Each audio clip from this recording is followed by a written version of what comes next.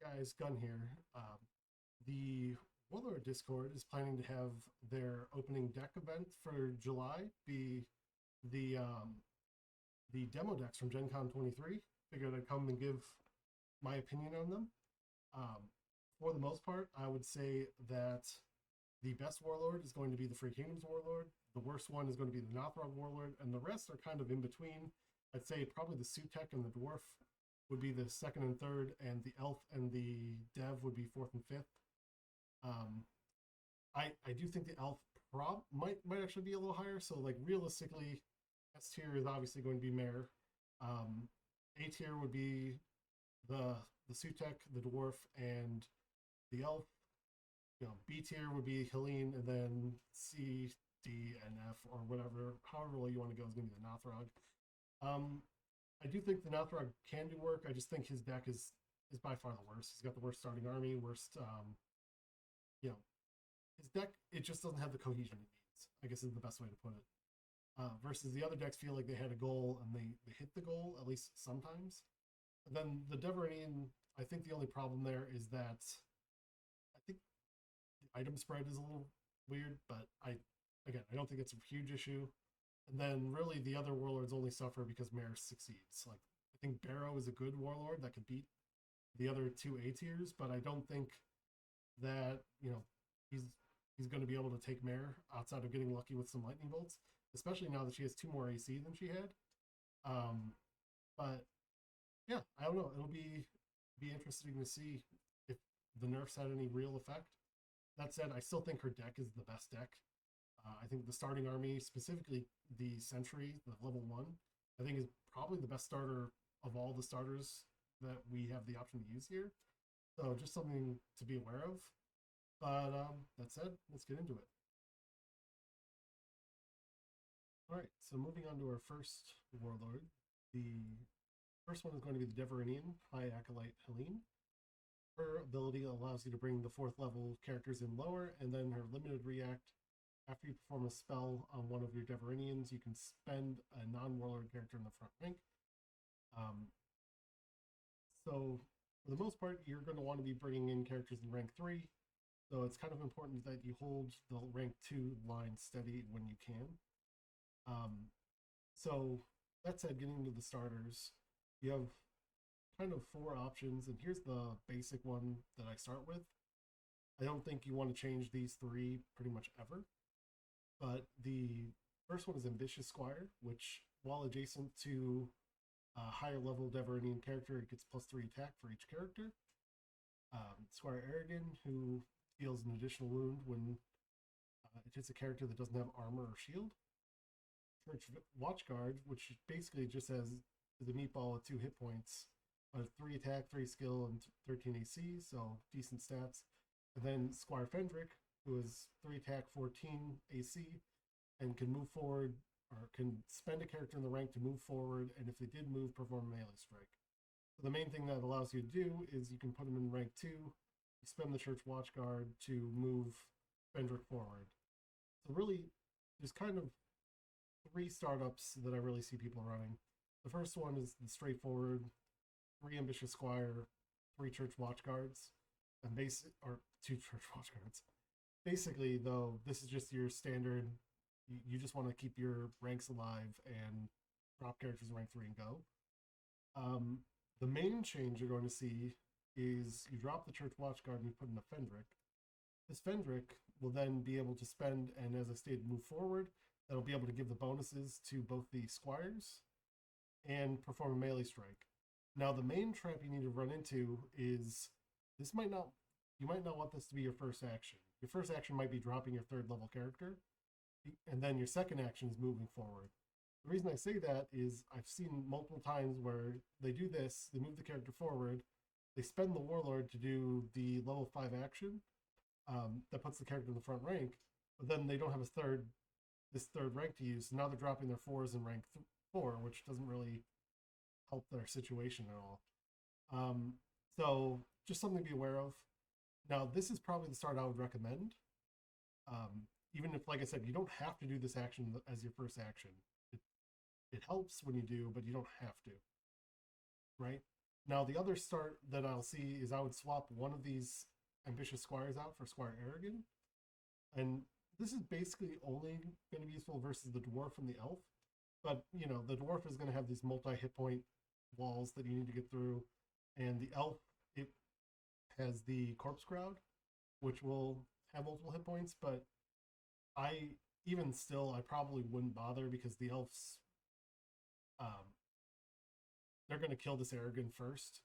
The other option, of course, is you can swap all 3 Aragons in, which can work. It's just you lose the 2 AC across the board, 10% chance to get hit for every single one of them can add up pretty quick. But that said, like I mentioned before, I think this is the startup I would go with. Just be aware with your opening hand whether you're going to want to make this your first action to move him forward. That said, moving on to the dwarf. We got Korax Stonejaw. He's got Defend +8, Riposte +8. This is Dwarf Guardian. He's both a fighter and a cleric. Notably, the only, or one of 2 multi-classes that we have. He can perform the defend feat twice a turn, and he can target any dwarf regardless of where he is. Then he also has a limited order. He can perform a melee strike if the target had performed a strike this turn that they were attacked, or notably, this does include range strikes. Then they inflict an additional wound. So this warlord, for the most part, you are going to just kind of want to get correct to the front, or at the very least the second rank, and start doing damage to them. You do have the availability to do 3 strikes via the riposte in the limited order, and then you have, you know, your base +8 attack. And there's also the card Epic Donnybrook, which allows you to potentially do a massive amount of strikes, but at the very least 3 +8, since you only have 1 strike anyway. The card is very good in this deck. So yeah, starting army wise, again, I kind of have the B&B. I don't think you're going to want to not start these 3. We'll go over the other ones, but for the most part, the others are going to be bait. My personal recommendation is that you just do the triple tunnel guard, double light bearer, and just, or you can swap the one goad in just to hit the spot. But the tunnel vanguard gives adjacent characters +1 HP. That means this side one would have 2 HP, and this middle one's going to have 3 HP, which can be pretty nice. It's very good at slowing down the game. Now, the other 3 level 1s in the deck are going to be Chant. Chant is adjacent dwarfs get 2 AC. Watchful, which is after an adjacent dwarf suffers a wound, ready Watchful. And Talon, which is after Talon wounds a character, he inflicts an additional wound but kills himself. For the most part, I would say that these 3 are better left in the deck, because no matter where you put Chant on this line, you're going to be sacrificing hit points to the front, and the AC bonus you're giving is not significant enough to warrant that. Watchful might be good, but the problem is that if you say you put Watchful here, these 2 tunnel, they're going to kill this tunnel vanguard first, and then they'll kill this one, and maybe you get 1 ready off of the Watchful, which isn't that good. And Talon is most clearly the option that you're just going to drop from your hand to do some wounds. So just something to be aware of. That said, like I said, I think these, just starting the triple vanguard is the best way to go with this deck. But yeah, going on to the second rank, Light Bearer is target your wounded dwarf character, and you can either unstun them or they perform a +2 melee strike. At the end of the day, this is just an easy way to get an extra melee strike. You don't have to pay any costs for it outside of spending Light Bearer, which is pretty standard. The one reason you might want to go with Goad, which to go over Goad is limited. He's got a limited order to target an opposing character. That target performs a melee strike. After the strike, Goad performs a melee strike with advantage. Advantage being you can roll 2 dice and pick the best, or you get the best one. You don't technically get to pick. But the main key here is that your opponent's going to get a strike first, so it could potentially kill your Goad, and then you just lost your Goad, right? Now, obviously, the ideal situation is Goad survives or has the extra hit point from the Vanguards, in which case you get to kill their character for the extra strike, but you just get the strike from Light Bearer. Now, the reason 1-1 works, though, is that if for whatever reason you lose 2 Vanguards, Goad is a better option to have spend forward than Lightbearer, because Lightbearer is probably spending to use a spend order, right? So at the end of the day, it's just something to be aware of. But I think either this startup or potentially the Lightbearer in the second rank, and I would ignore the rest of these because I think they actively make your startup worse versus just dropping them from your hand later to aid your Warlord. But yeah, so that's the first two. All right, continuing on to the elves.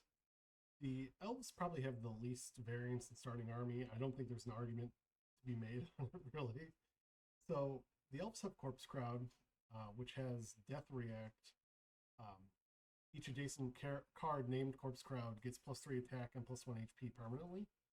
So basically what happens is, one of them dies, this one ends up getting 3 attack and AC, or sorry, 3 attack and a hit point. And then this one is going to end up dying and give 3 attack and a hit point, and then this one's got 3 hit points and 9 attack. And then maybe you res some later, but this is basically the startup you're going to want. They got rid of any ability to mix and match like it used to have. It used to just say undead, but since we're using this version of the card, we're going to want to start all 3. There's no variance. Plus, the only other level 1 in the deck is Cyan, which is,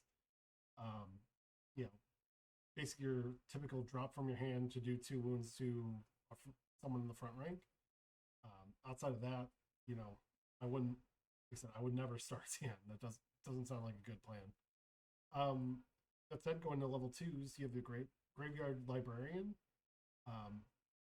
Spend order, perform a +3 range strike. If it kills the target, it banishes it instead. Note that banishing doesn't stop death reacts, so it really just means it never goes to the graveyard. That's really only important in the elf matchup from what I've seen. There's potentially other stuff, but I would just something to be aware of. But the main reason you don't want to do that is because both these characters, Tresvin and Grimoire Ghost, have enter play reacts. Where basically Tresvin, enters play and it does a +4 range strike to your opponent's spent character. So that's you get an enter play and then a spend order from it. You do the +1 range strike, which is just obviously better from hand, so you don't want that in your deck really.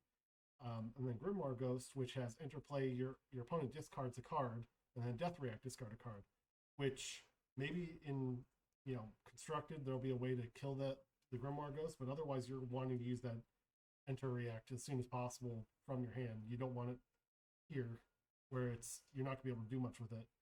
Like I said, there's an argument that maybe you can resurrect it, but really you only have the Dark Flame Bolts, or rather it's Grave Exchange now, that can do that. So it's just better to have the basic range strike, better stats in play. And finally, I didn't mention, but the Warlord is Lord Barrow, who does the Scribe +5. Once per turn, you can cast a 1 or 2 levels wizard spell from this card and banish it. And then every time you cast a spell, he gets a +0 range strike. So your goal is just to get in rank 2 and shoot a bunch of range strikes as often as possible.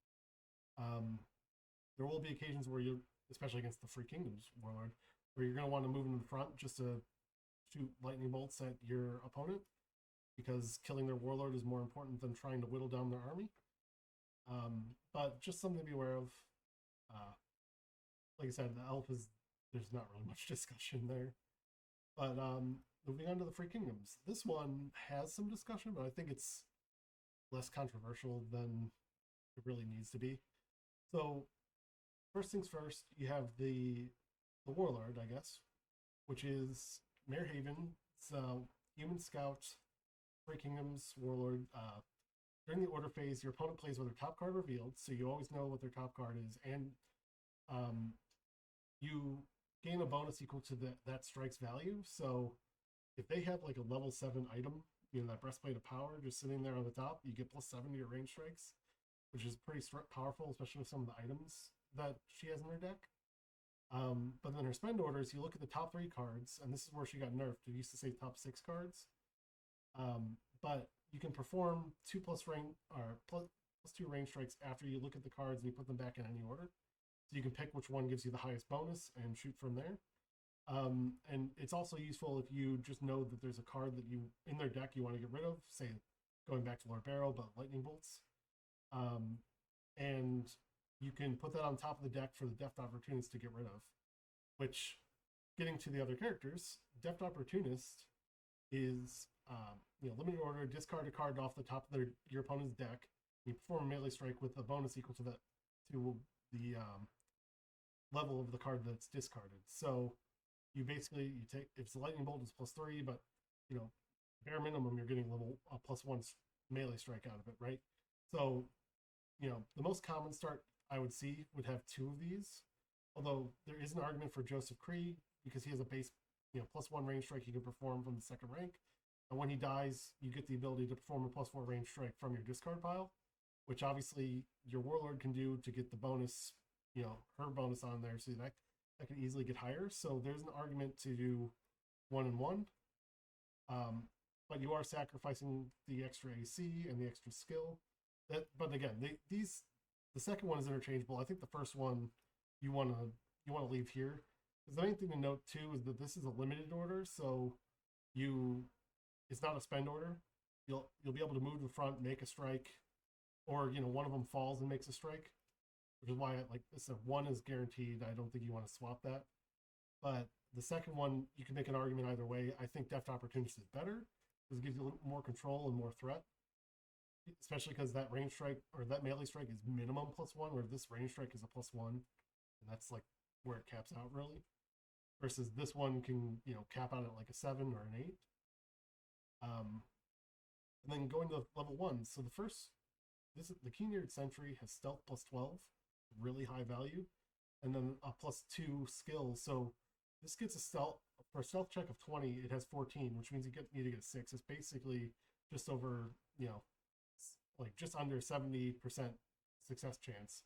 So this is probably your best starter. I personally recommend going all 3, but then I guess just to cover Birdsong Druid, this is an enter react. You don't want to put that in your starting army. But Jal Forsyth is where the argument comes in, as well within the rank with a rogue, you get the ability to perform 2 strikes. So you can, you get 2 strikes, and then maybe you do another Jal on both sides, and then you just pray they don't kill this guy, or you spend this one up afterwards. I personally, like, at max, I would do 1 Jal. I don't think the 2 Jal strat is as worth it. Though the 1 Jal does make it so, if the AC is lower here, and they're going to kill your Jal first, right? So it's just something to be aware of. This is what probably the most contested startup you could have, but I personally just think that stealth as your starter is better, and later on in the game, Jal is much better from your hand, versus the Sentry is its best use is at the start of the game, canceling strikes and preventing you from losing your ranks, right? Versus this one, if it's not like you have Brother Dominique to make you have the +4, it's +1/+0, which, while it is good, it's just, I don't think it has the juice to really warrant it for what you're actually giving up. So as I stated, I would probably run it this, or potentially throw in 1 Jal. You could probably go 2, but again, you're running a big risk of your opponent, or you rolling poorly, or if your opponent has a way to do 2 strikes, that can also cause problems. But yeah, I mean, that's obviously up to you. I still think the Free Kingdoms is probably going to be the best Warlord in the set, so, or at least of this tournament, so be aware. Moving on. All right, moving on to the Mercenaries. The Warlord here is going to be Zadok Sprayherder. Your Sutek get +2 to strike rolls against spent characters. Limited order, perform a melee strike targeting an additional rank away. The strike hits, spend the target. Got 5 attack. It's both a rogue and a wizard. 15 AC and 7 skill, 3 hit points, all pretty standard from.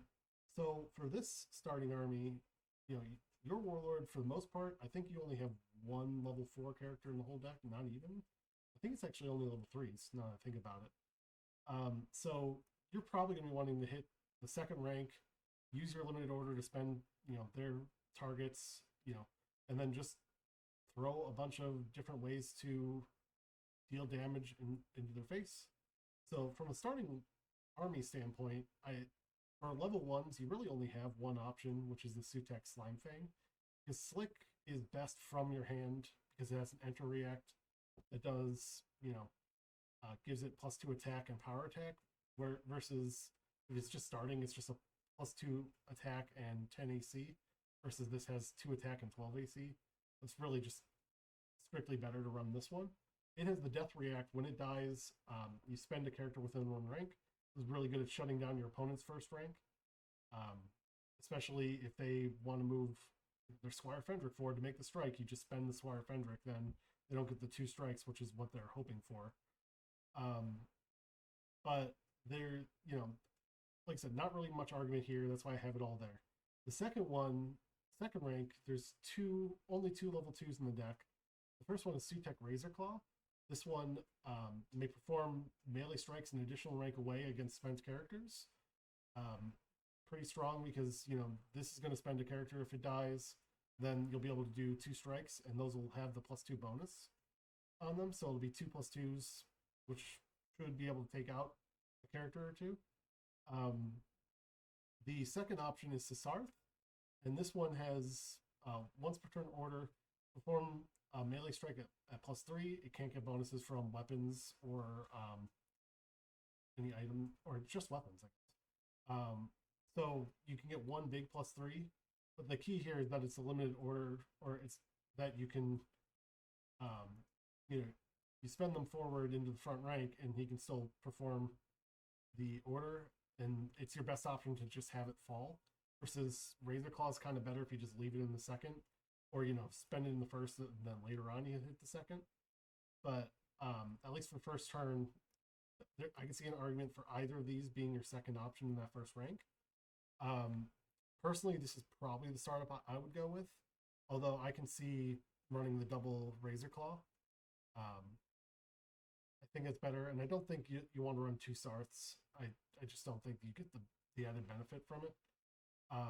But I could be wrong there. I could see that being doubled there. So it's really just kind of which of these 2 do you like better, and maybe you like Sisarth so much you run 2 of them instead. That I could see that. So, yeah. Moving on to the Nothrog. This one has a little bit of added complexity to it, but I think the B&B remains where this level 1 is the only one you want to start with. Akvuk is your only other option in the deck, and he runs, he's got 2 low of AC, and I don't think the AC bonus that you get, or the attack bonus you get for it, doesn't help you against the Free Kingdoms. He's just going to stealth. Doesn't help you versus the Dwarf, who, yeah, you'll get a wound for free on, but you're only inflicting 1 wound, right? And then now you have to deal with all the other stuff that the Dwarf will get by just destroying your ranks. And you don't get the benefit of this one's Death React, which is to move a target fighter forward a rank. Now, with this startup, I recommend starting 1 Novice Pyro, because this one's going to want to stay in the second rank no matter what, right? But it has spend order, perform a +2 range strike. Now, that's a good start. You have your 4 strikes here, and then your fifth starter is kind of based off what you want to do and what your hand's going to be. So realistically, you have a few options. Now, Sixla, I think, is probably the worst of the level 2s to start in your army, because while it can move forward a rank, it has negative synergy with Barrier Legion Recruit, which you don't actually get any bonus from. So realistically, you have the choice of Mad Pat, which I'm sure is who Josh wants you to play, and then Novice Pyro to just get another strike. Now, the main thing to note, and I guess I should mention the Warlord, Warboss Azkal, when one of your fighters moves, when your fighters move this turn, they get power attack +5. Note that doesn't stack if they move twice, it's just 1 power attack +5 for the turn. And then limited order, target your fighter and pick 2. The target moves forward a rank, gets +5 attack, has advantage on their next melee strike, or they perform a melee strike. So in most situations, you're either going to move forward and do a melee strike, or you're going to perform a melee strike and get +5 attack. The other exception is if you have a really high attack, you might do the perform a melee strike and get advantage if you're already in the front rank. So yeah, now the main goal of the deck is to get the level 3s and 4s that you get and get them out and in front quickly.